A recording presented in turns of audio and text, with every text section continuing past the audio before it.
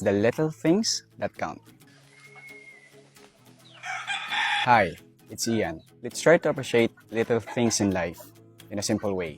Pasensya na yung sunburn ko kasi talagang medyo na-enjoy ko yung dagat and masyado akong exposed sa sun.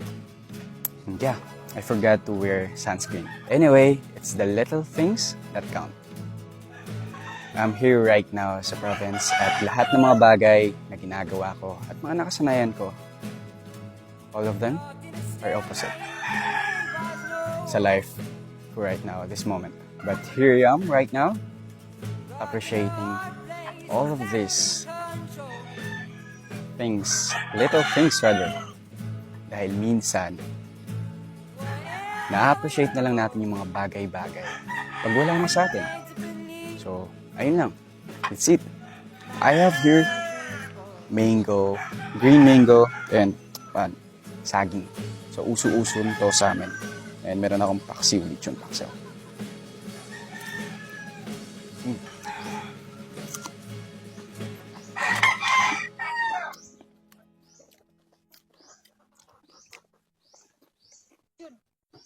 Mm.